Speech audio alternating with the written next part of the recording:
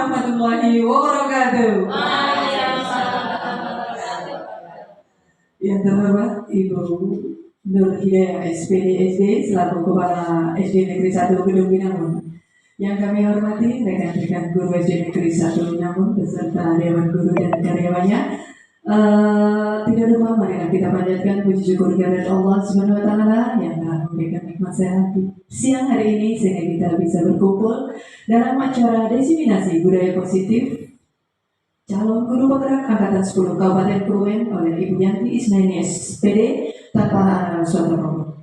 Selamat dan salam tidak lupa kita junjungan kepada junjungan kita Nabi Agung Muhammad Sallallahu Alaihi Wasallam yang kita nantikan syafaatnya di yaumul qiyamah. Amin ya rabbal alamin. Sebelum acara dimulai, saya bacakan dulu susunan acara diseminasi budaya positif CGP Angkatan 10 Kabupaten Kebumen Kamis 6 Juni 2024. Susunan acara pembukaan menyanyikan lagu Indonesia Raya, sambutan kepala sekolah dilanjutkan oleh pengisian dan terakhir ditutup dengan acara penutup.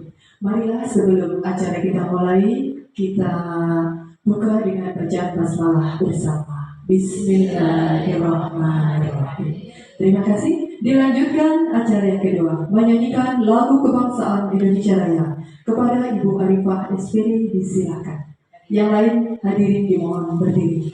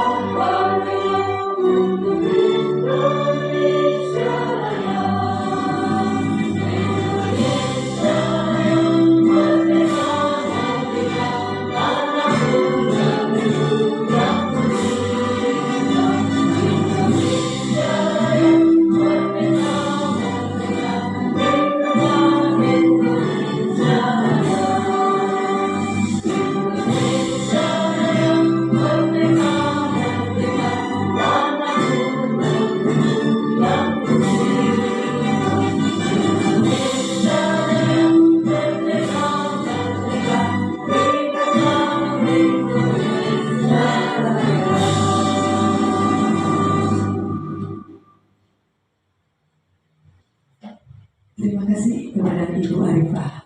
Dilanjutkan yang ketiga, sambutan kepala sekolah kepada Ibu Nur Hidayah SPD disilakan.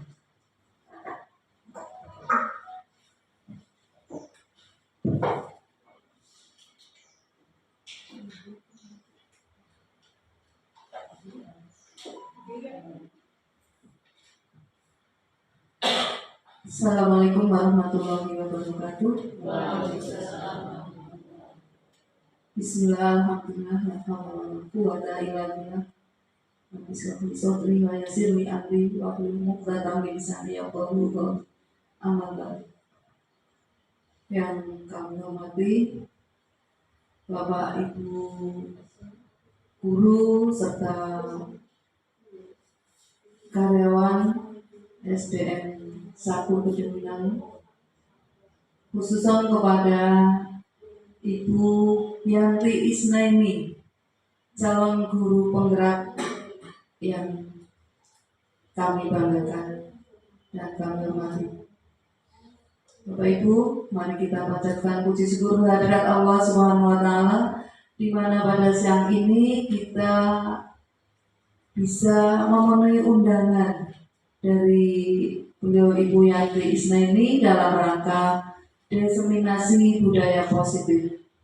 Juga sholawat serta salam mari kita sanjungkan kepada Nabi Muhammad SAW yang mudah-mudahan kita mendapatkan syafaatnya baik di dunia hingga di akhirat nanti. Amin. Bapak Ibu yang kami hormati, yang pertama kami mengucapkan selamat kepada Ibu Yanti Isnaini, di mana pada siang ini Bu Yanti sudah sampai pada tahapan diseminasi budaya positif. Ini adalah merupakan tahapan dari kegiatan mengikuti CGP. Bapak Ibu tahu sendiri, Bu Yanti sudah mulai sejak Maret itu sudah aktif mengikuti kegiatan CGP. Harapan kami ya, saya dan teman-teman, semoga nanti Bu Yanti dengan mengikuti CGP ini nanti menjadi guru penggerak, di mana motonya kalau tidak keliru, tergerak, bergerak, menggerakkan. Luar biasa ini. Jadi benar-benar ini menjadi harapan bagi kami kepada Bu Yanti. Setelah nanti Bu Yanti menyelesaikan tugas-tugas ini, tugas-tugas CGP sampai dinyatakan lulus menjadi GP, mudah-mudahan ilmu yang diperoleh Bu Yanti nanti bisa menular kepada kita, bisa menjadi ilmu yang berkah, barokah demi kemajuan SD negeri kita khususnya dan demi pendidikan di Indonesia pada umumnya. Makanya pada siang ini kita diundang untuk mengikuti diseminasi budaya positif. Kami mohon nanti kepada teman-teman, mari ikuti kegiatan ini, apa yang disampaikan oleh Bu Yanti. Mudah-mudahan nanti ilmu yang kita peroleh bermanfaat dan dapat kita amalkan. Kalau ilmu itu diamalkan ya sebaiknya ya. Minimal kita tahu apa itu budaya positif. Dan Bu Yanti ini sebetulnya di sekolah kita itu bukan yang pertama ya. Selamat ini kepada teman Bu Rohman Sabtor ini dan teman-teman yang lain yang sudah diangkat menjadi kepala sekolah. Jadi walaupun nanti Bu Yanti kalau sudah ini kok jadi kepala sekolah, kita hanya ikut senang ya Bu. Walau ditinggal, itu artinya karir Bu Yanti itu meningkat. Monggo untuk teman-teman untuk meniru jejak-jejak teman yang sudah mengikutinya yang lebih awal ini. Benar-benar program pemerintah harus kita dukung. Kiranya tidak perlu panjang lebar dari kami mewakili teman-teman. Selamat sekali lagi pada Bu Yanti. Silakan untuk melakukan diseminasi budaya positif di lingkungan SD sendiri. Terima kasih atas waktunya dan dari awal sampai akhir. Segala kekurangan mohon maaf. Akhiran billahi taufiq wal hidayah. Wassalamualaikum warahmatullahi wabarakatuh. Terima kasih untuk Hidayah SPDJ dan sambutannya. Dilanjutkan acara inti yang keempat, yaitu pengisian diseminasi budaya positif oleh Ibu Yanti Isnaini Sudarsi SPD. Kepadanya disilakan. Monggo, Yanti. Assalamualaikum warahmatullahi wabarakatuh. Bismillah, alhamdulillah, wa syukurillah, la hawla wa la quwwata illa billah, amma ba'du. Yang terhormat Kepala Sekolah SD Negeri 1 Kedung Minyamun, beliau Ibu Nurhidayah SPSD. Yang saya hormati Bapak Ibu Dewan Guru dan tenaga kependidikan SD Negeri 1 Kedung Minyamun yang berbahagia dan saya banggakan. Pertama-tama marilah kita panjatkan puja dan puji syukur kehadirat Allah, di mana pada siang hari ini kita masih diberi kesehatan, kenikmatan sehingga bisa berkumpul pada acara saya ini, yaitu diseminasi budaya positif. Salawat dan salam tak lupa kita sanjungkan kepada Nabi Agung Muhammad SAW yang kita nanti-nantikan syafaatnya di hari yaumul qiyamah. Allahumma.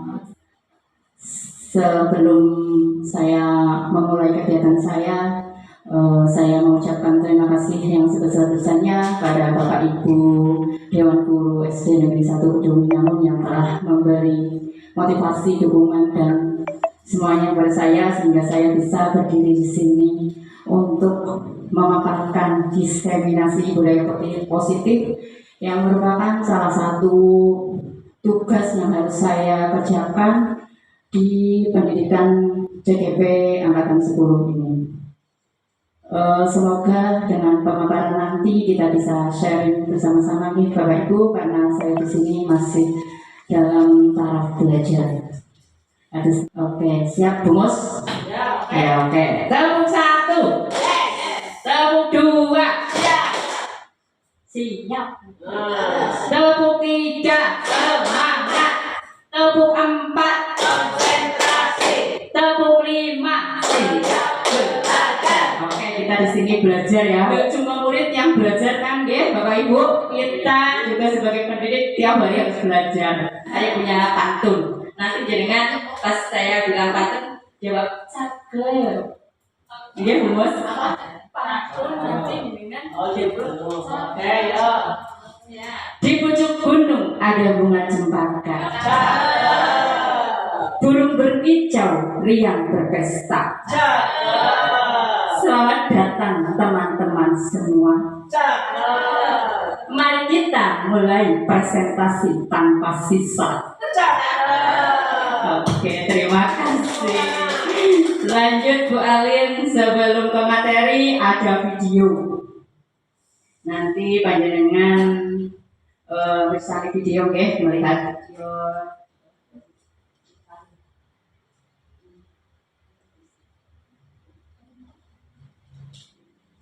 Nanti panjenengan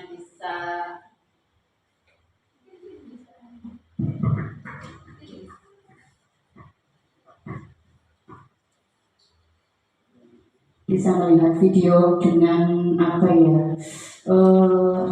dirasakan gitu. Nanti apa yang Bapak Ibu rasakan, terus konsentrasi.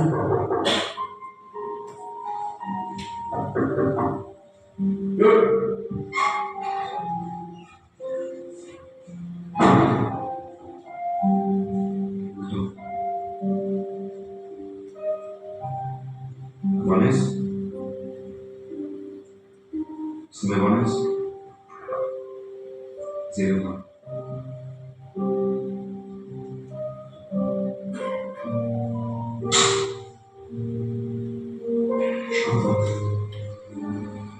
Nomor saya perselima, Chelsea.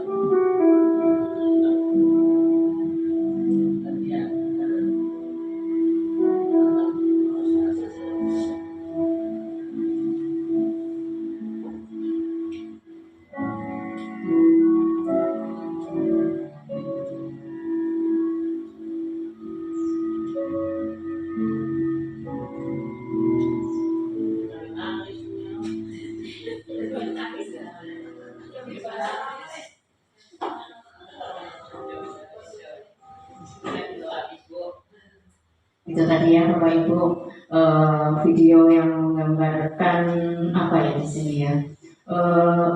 Mungkin mau menerapkan disiplin, ya seorang murid yang tiap hari terlambat sama Pak gurunya itu langsung diberi hukuman dengan memukul tangannya, dan beberapa kali terlambat terus, tapi guru tersebut tidak mau menanyakan alasannya. Nah, suatu hari ketemu dengan si anak itu.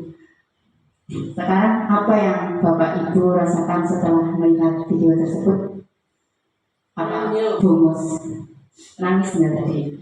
Nangis Harus nangis. Kalau tidak sampai yakin nangis. Nangis dia benar. langsung. Iya, langsung betul. Seorang anak kecil, anaknya kelas berapa itu? Kelas 3 atau kelas 4 ya. Itu kalau mau berangkat sekolah mengantarkan mungkin bapaknya itu ya ke panti, dititipkan dulu, tapi tanpa memberitahu Pak gurunya. Nah, Pak gurunya di sini langsung menghukum tanpa menanyakan sebab akibat atau alasan kenapa datang terlambat. Lanjut. Pelajaran apa yang Bapak Ibu ambil dari video tersebut? Apa ya, Pak Musin, pelajarannya? Itu ya tanggung jawab kita dalam melihat apa sebab-sebabnya. Ya, kita dalam mengambil keputusan harus melihat sebab-sebabnya kenapa anak tersebut terlambat. Berarti intinya ya disiplin lah ya. Mungkin Bapak itu mau menerapkan disiplin, tidak melihat alasan, tidak mau melihat alasan. Oke, lanjut balik. Yang selanjutnya yaitu mengubah paradigma belajar.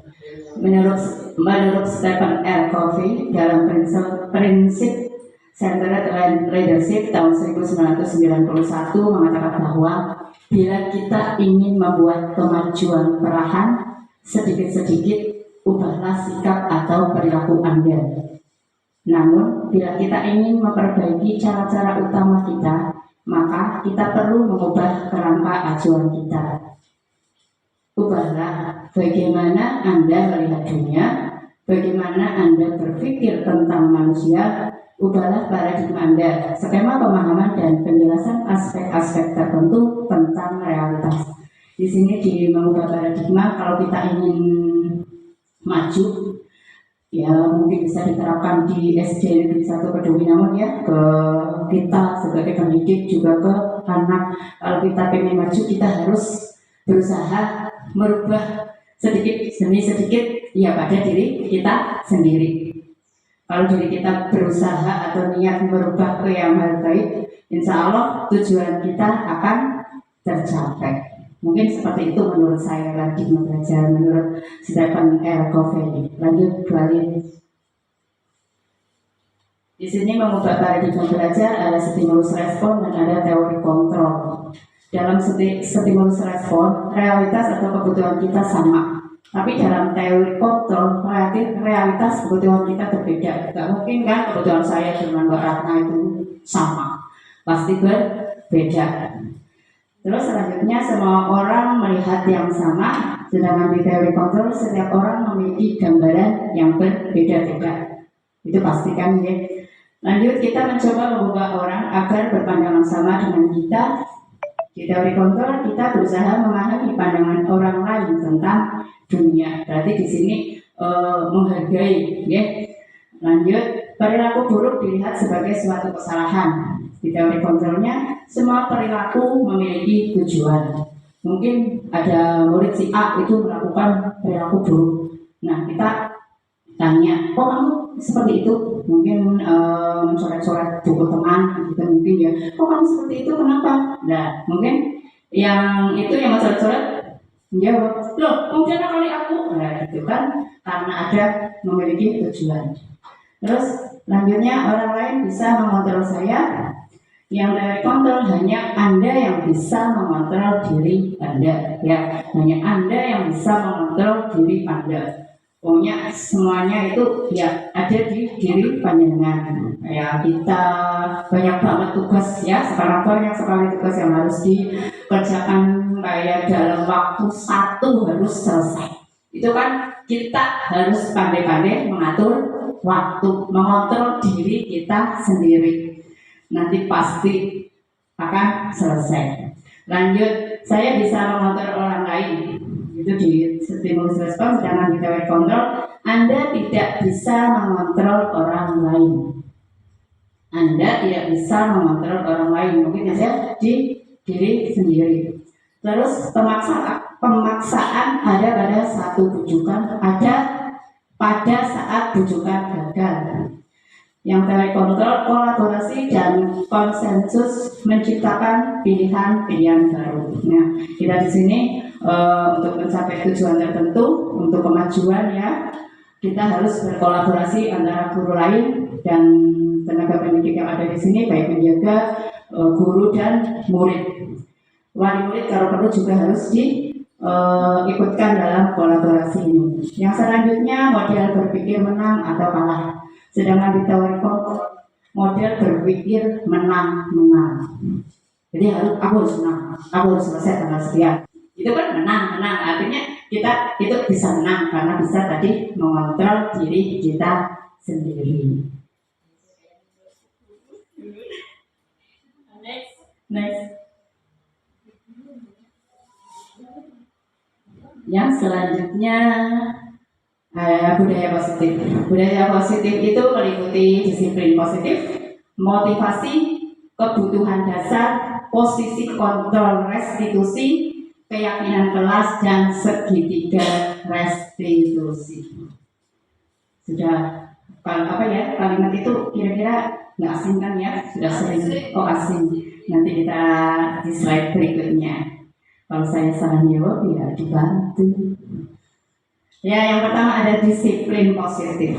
Kita mendengar disiplin, mesti hubungannya kalau hubungan penuh telat dukung. Ya kan, seperti itu kan, penuh telat dukung. Aduh, sampai kira jengkel. Nah, gitu seperti itu biasanya berhubungan dengan disiplin. Apa makna disiplin? Disiplin berasal dari kata Latin disiplina yang artinya belajar. Dalam budaya kita, disiplin telah berubah menjadi sesuatu yang dilakukan seseorang kepada orang lain untuk mendapatkan kepatuhan. Dan jelas ya, kalau disiplin pasti endingnya itu kita mendapatkan kepatuhan supaya anak-anak didik bisa menaati peraturan yang sudah ada di sekolah. Kata disiplin yang berasal dari akar kata yang sama dengan disiplin atau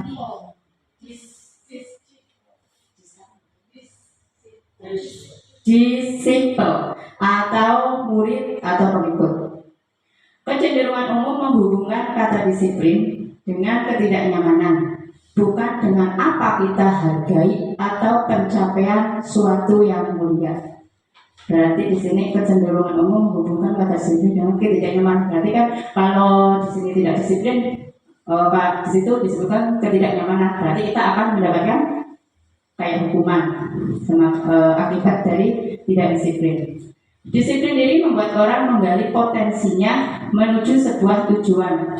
Apa yang ia hargai, mempelajari bagaimana cara kita mengontrol diri dan bagaimana menguasai diri untuk memilih tindakan yang mengacu pada nilai-nilai yang kita hargai.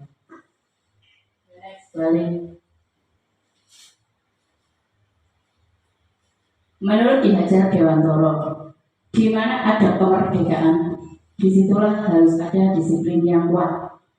Sungguh pun disiplin itu bersifat self-disiplin, yaitu kita sendiri yang mewajibkan kita dengan sekeras-kerasnya. Tetapi itu sama saja, sebab jika kita tidak cakap melakukan disiplin, tidak cakap dalam melakukan self-disiplin, wajiblah penguasa lain mendisiplin diri kita. Dan peraturan demikian itulah harus ada dalam suasana merdeka.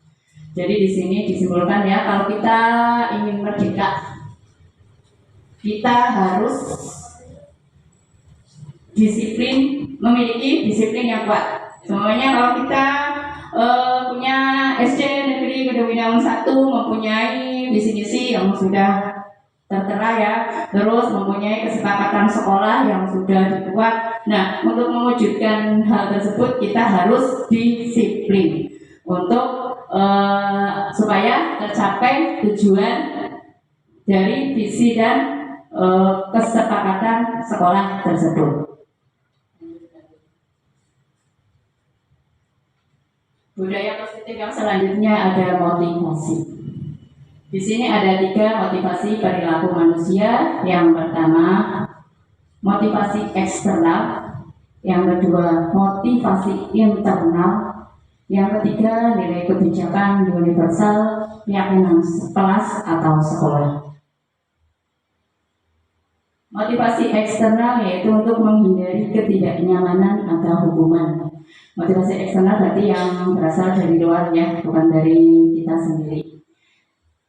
Juga untuk mendapatkan imbalan atau penghargaan dari orang lain.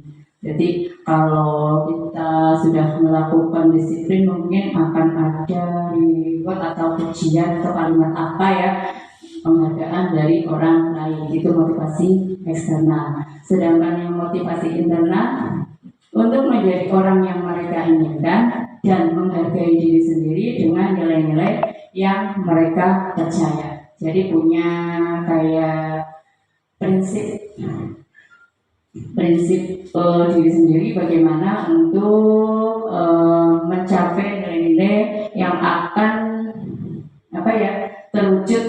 Jadi itu harus ada motivasi internal, yaitu pada diri sendiri supaya tujuan dari budaya positif itu tercapai. Yang selanjutnya nilai kebajikan universal, keyakinan kelas atau sekolah.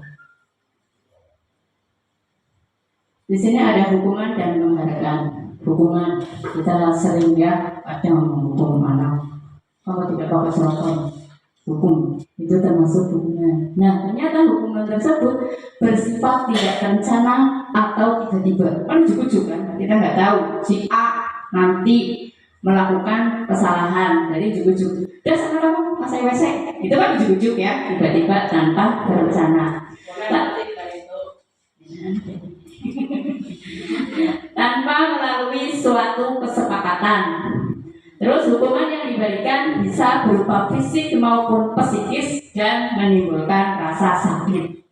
Ya bos, sekarang langsung dilaporkan. Nah, yang satunya penghargaan, menghilangkan motivasi dari anak tersebut. Penghargaan loh, saya baca begini. Ternyata kita nggak boleh memberikan penghargaan ke anak. Apa ya? Ya kayak sebenarnya.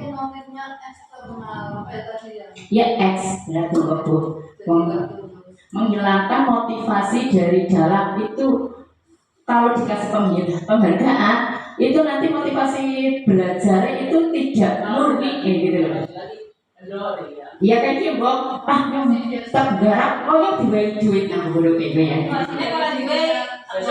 Nah, iya, itu. Ya, jadi karena ada sebab. Betul, tidak murni. Iya betul, terjunnya ke penghargaan. Tapi kadang kita masih kayak gitu ya. Anak itu burana. Nanti dikasih apa, Bu? Iya. Dikasih nilai. Iya. Berarti penghargaannya kan nilai ya.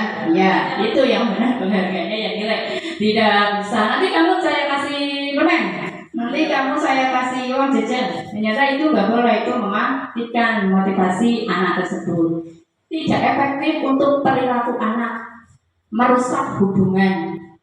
Mungkin antara si A sering dapat penghargaan pintar ya, si A sering dapat penghargaan, si C udah tahu kan kesum kalau si A ya gitu, mungkin ya itu merusak hubungan. Terus mengurangi mengurangi ketepatan. Selanjutnya menurunkan kualitas. Jadi menurunkan kualitas maksudnya gimana ya? Nah, menurunkan kualitas kualitas anak. Mincer ya, mincer motivasinya, mincer penghargaannya ya. Ketika tidak suatu ketika dia tidak mendapatkan penghargaan, Tidak mengerjakan. Iya. semangatnya. Berarti itu nanti berat kan, kita harus menenangkannya anak seperti itu. Mematikan kreativitas dan menghukum, ya, mematikan kreativitas. Jadi pokoknya arep digarap itu karena ada tadi penghargaan. Itu tidak boleh. Ternyata kadang saya melakukan ini ternyata tidak boleh. Itu sama Penghargaannya ini ketika kita untuk secara Ujian. Hebat. Bisa kasih B, bisa kasih O. secara keseluruhan, jadi tidak hanya kita satu anak kita berdasarkan itu sama dengan anak diputus di warung Bu. Nanti ada pelajaran duit buat saya. Iya. Kalau nggak ada duit nggak butuh warung. Ya, berarti kita mulai menerapkan yang ini antara hukuman dan penghargaan. Kalau hukuman untuk saat ini ya di Kumar itu juga tidak boleh dilakukan ya, balik ya, tidak boleh hukuman. Jadi buat saya kepriwe ya, buat saya. hanya kesepakatan kelas, itu kan diharapkan nanti akan bisa kita melaksanakan kesepakatan apa yang disepakati kan disiplin itu kan nanti akan ya memang butuh peran tidak. Berarti kembalinya semuanya melakukan, melakukan kesalahan. Berarti kembalinya Pak. Ayo, kemarin apa kesempatan kelasnya? Konsekuensinya apa? Kayak gitu kan ya. Mbok, seperti itu kan boleh? Oh iya, oke bumus besok seperti itu ya, bumus tidak boleh wes. Budaya positif yang selanjutnya ada kebutuhan dasar manusia. Apa sih kebutuhan kita? Apa? 5 kebutuhan dasar manusia. William Glasser menyatakan bahwa kapasitas untuk berubah ada di dalam diri kita. Pokoknya digaris bawahi keren, diri kita. Jadi untuk apa ya, berubah di situ dari awal tadi kan hanya berubah. Kalau kita ingin berubah harus dari diri kita sendiri, tidak dari orang lain. Ya. Jika kita dapat mengidentifikasi kebutuhan apa yang mendorong perilaku kita, maka perubahan perilaku dapat dimulai dengan mencari solusi untuk memenuhi kebutuhan tertentu dengan cara yang positif. Lanjut. Siap kerja. Budaya positif yang selanjutnya yaitu. Oke, next. Budaya positif yang selanjutnya ada posisi kontrol. Posisi kontrol. Apa ya? Posisi kontrol di sini ada 5 sebagai penghukum, pemantau, yang ketiga pembuat merasa bersalah, yang keempat teman, dan yang kelima manajer. Coba posisi kontrol sebagai penghukum. Semangat di sini kamu APK dengan pasti langsung berpikiran bocah sing melakukan kesalahan saya hukum. Pasti seperti itu kan Ibu. Penghukum bisa menggunakan hukuman fisik maupun verbal. Itu kalau penghukum, tapi sekarang itu sudah tidak terpakai ya. Terus posisi kontrol yang kedua pemantau, menggunakan sanksi atau konsekuensi, menggunakan catatan atau data sebagai bukti perilaku seseorang. Di sini pemantau, ada yang mantau, rumus mantau ke anak-anak. Si C, kamu melakukan ini, sanksimu ini. Gitu. Terus konsekuensinya apa? Konsekuensi dengan hukuman bedanya apa Ibu? Benar, konsekuensinya contoh Biar tidak mengulang lagi gitu.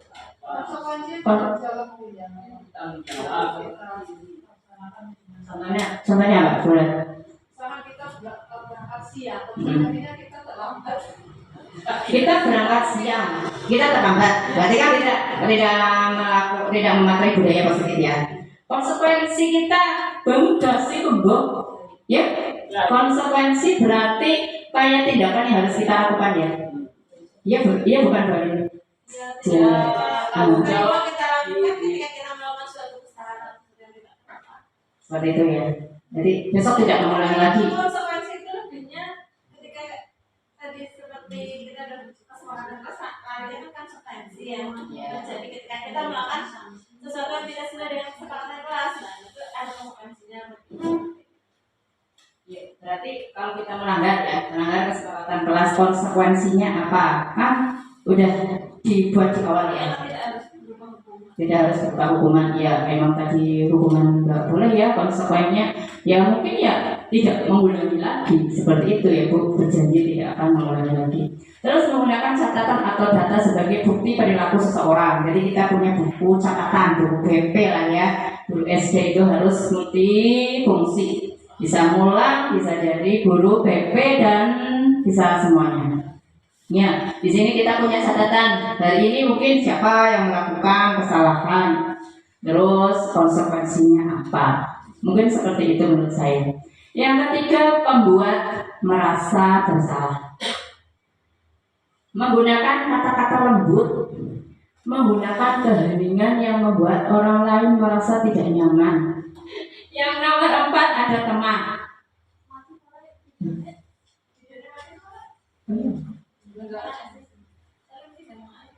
Berupaya mengontrol murid melalui persuasi, murid akan bertindak atau bergantung pada guru tertentu. Ini maksudnya bagaimana ya, Bu Aini?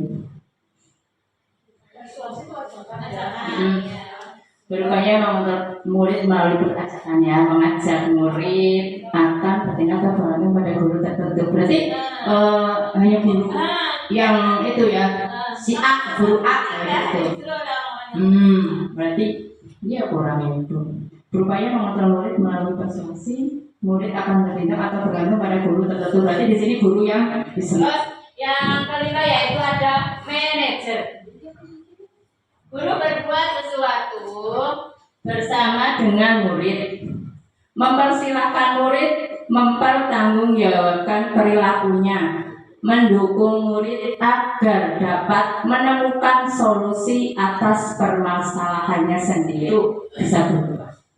Jadi di sini posisi kontrol yang paling efektif dan ideal untuk diterapkan oleh guru adalah posisi kontrol sebagai manajer. Oke, lanjut balik.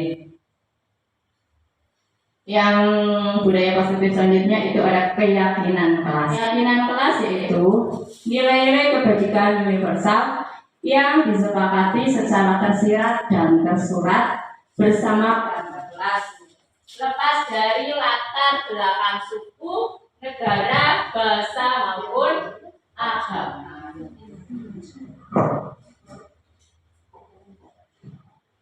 Keyakinan kelas bersifat lebih abstrak, berupa pernyataan universal disusun dalam kalimat positif dan dapat diterapkan sesuai kondisi lingkungan. Keyakinan kelas disusun melalui curahan pendapat yang diikuti oleh seluruh warga kelas. Prosedur membuat keyakinan kelas: mempersilahkan warga sekolah atau murid-murid di sekolah atau kelas untuk bercurah pendapat tentang peraturan yang perlu disepakati di sekolah atau kelas. Mencatat semua masukan-masukan para murid atau warga sekolah. Gantilah kalimat-kalimat dalam bentuk negatif menjadi positif. Tinjau ulang keyakinan kelas. Sebaiknya keyakinan sekolah atau kelas tidak terlalu banyak. Bisa berkisar antara 3 sampai 7 prinsip keyakinan. Setelah keyakinan sekolah atau kelas selesai dibuat, maka semua warga kelas dipersilakan meninjau ulang dan menyetujuinya. Keyakinan sekolah atau kelas selanjutnya bisa dilekatkan di dinding kelas di tempat yang mudah dilihat semua warga. Jadi di sini keyakinan kelas dibuat oleh warga sekolah. Kelas yang selanjutnya ada segitiga restitusi. Restitusi adalah proses menciptakan kondisi bagi murid untuk memperbaiki kesalahan mereka, sehingga mereka bisa kembali pada kelompok mereka dengan karakter yang lebih kuat. Restitusi membantu murid menjadi lebih memiliki tujuan. disiplin positif, dan memulihkan dirinya setelah berbuat salah. Tujuannya yaitu menjadi orang yang menghargai nilai-nilai kebajikan yang mereka percaya. Oke, selanjutnya Bapak Ibu ada keyakinan kelas. Di sini kita berarti melakukan keyakinan sekolah. Next Balin.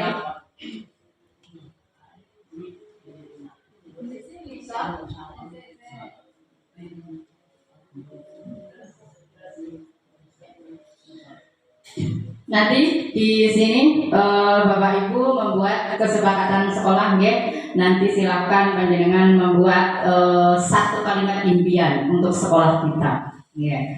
Dan nanti kalau sudah terkumpul kita milih berapa, ya, 3 sampai 7 lah, nggak usah banyak-banyak. Terus nanti kita bisa sepakati bersama. Oke, kalimatnya kalimat positif, ya, Bapak Ibu, bukan kalimat negatif. Monggo silakan dibuat. Kalau sudah silakan ditempel di kertas paspor.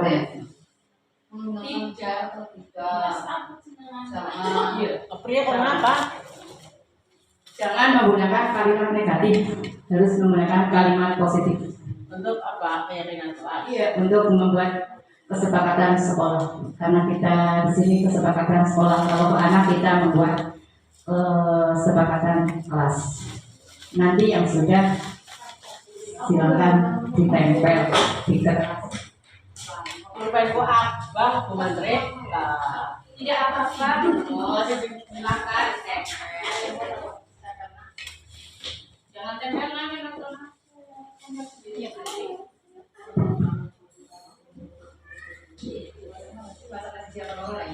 Ya. Sampel.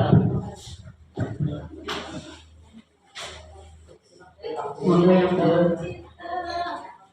keyakinan kelasnya jangan yang gitu loh, yang apa ya, susah-susah, yang bisa diterima di lingkungan kita saja.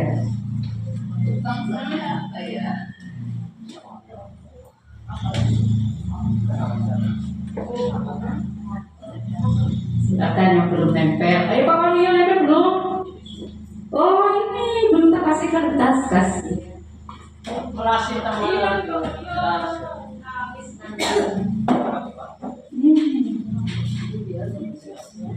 Membuat kesepakatan sekolah.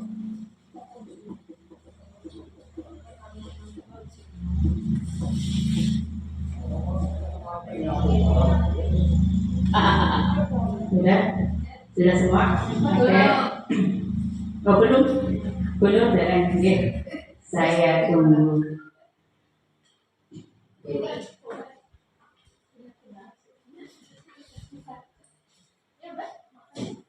Ini ada yang buat langsung 3. Ada yang buat langsung 3.